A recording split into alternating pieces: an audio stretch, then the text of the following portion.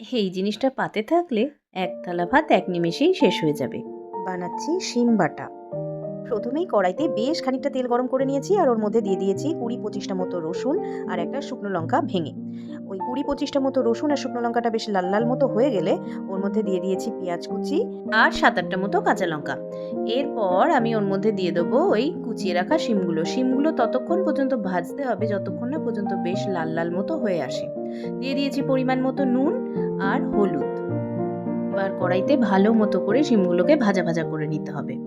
ভালো মতো করে ভাজা ভাজা হয়ে গেলে মিশ্রণটাকে ঠান্ডা করে আমি একটা স্মুথ পেস্ট বানিয়ে নিয়েছি। এবার কড়াইতে সর্ষের তেল গরম করে ওর মধ্যে দিয়ে দেবো কালো জিরে আর চেরা কাঁচা লঙ্কা। দিচ্ছি সামান্য পরিমাণে হলুদ।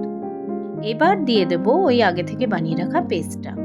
আর দিয়ে দেবো স্বাদমতো নুন আর চিনি। শুকনো শুকনো হয়ে এলে নামিয়ে নেবো। রেসিপিটা ভালো লাগলে চ্যানেলটাকে সাবস্ক্রাইব করে দেবেন।